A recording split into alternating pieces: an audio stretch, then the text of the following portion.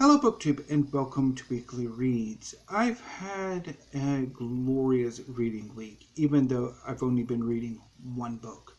I'm filming this video a little earlier and will be uploading this video a little bit earlier than I usually do because I need a bit of a break. I need a palate cleanser.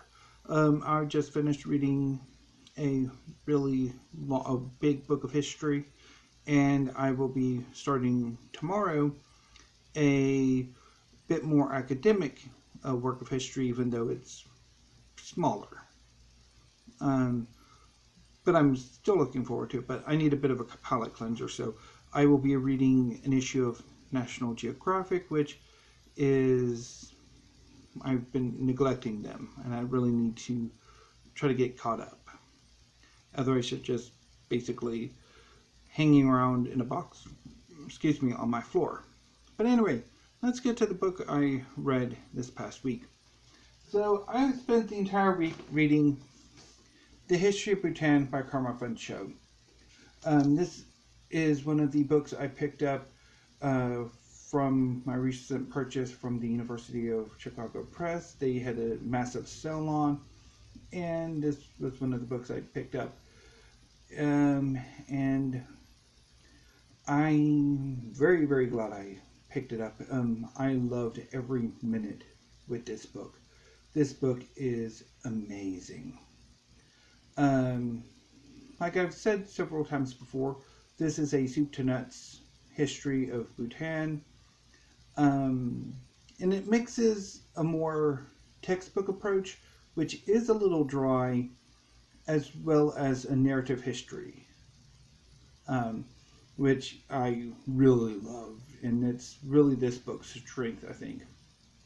So, Phuntsho, after a bit of an introduction, where he talks about the geography, the anthropological, cultural lay of the land, and the linguistic lay of the land, Phuntsho divides Bhutanese history into several periods, starting with the prehistorical period, for which there isn't really a whole lot of information. There really hasn't been a lot of archaeological work in Bhutan that's really focused or found much on prehistoric Bhutan. There's a bit more sources for the other periods.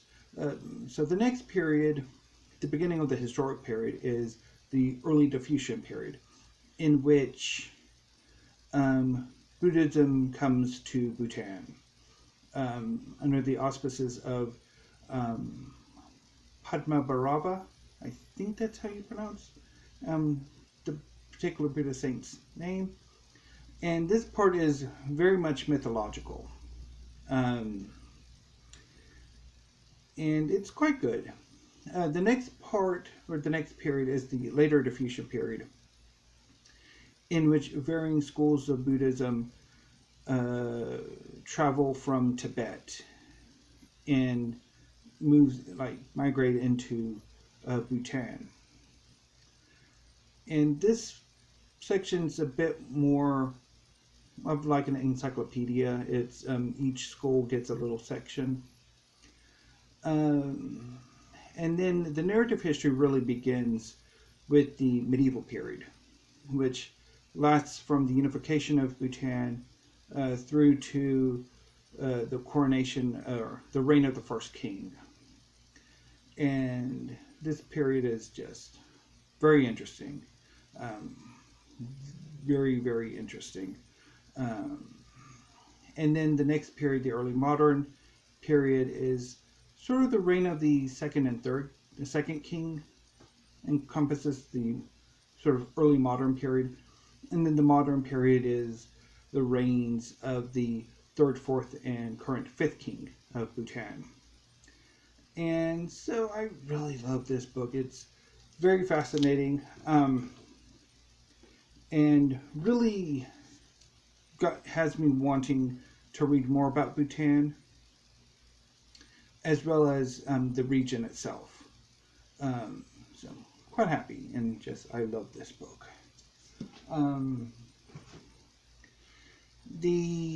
So that was what I read this past week. So what I'll be starting to read tomorrow on Saturday is The Triumph of the Moon by Ronald Hutton.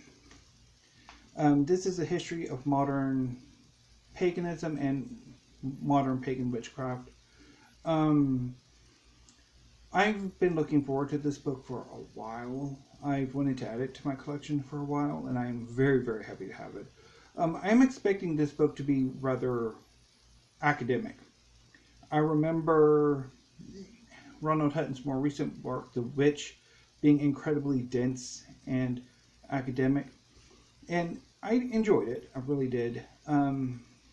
So I'm expecting this book's going to take me some time. I'm not entirely sure if it's going to take me the entire reading week or parts of it. I'm pretty sure it will take more than just this weekend to read. So I have a bit of wriggle room for if I finish The Triumph of the Moon before the end of this upcoming reading week. So my plan is to read A Little More Red Sun on the Human by Gillian Conoley. This is a new and selected collection of her poetry that I've been looking forward to getting to for a while. And if I don't get to it this coming week, I will start it the last weekend of May. And I will talk more about that later. So anyway, BookTube, that's been Weekly Reads. Sorry I'm a bit off in this video. I've been trying to make this video for the last half hour or so, and it's just one thing after another. It's just not really clicking, and it's kind of depressing me. But anyway, maybe it's a sign I really should just wait until my normal time to do these videos. Anyway, so next week there will be, if everything goes according to plan, a book haul. It's not going to be as big as last month's book haul, but it's going to be fairly big. And I've already got a quite nice selection of books going. I have one more book I'm expecting, and and it should be coming in either Monday or Tuesday. And once I get it in, I will do my book haul and put the books up. This one is going to again be mostly history, so it's not going to take a whole complete rearrangement of my library to put the books up, which getting particularly science fiction and fantasy necessitates, because I still got a ton of those. Also, I will be doing some tag videos, maybe do a writing update, because I have some thoughts on my writing. Maybe having another go at my continuing toxic relationship with general fiction. And again, of course, there will be weekly reads next Friday. So until then, BookTube, thank you. Have a great afternoon and weekend, and please stay safe.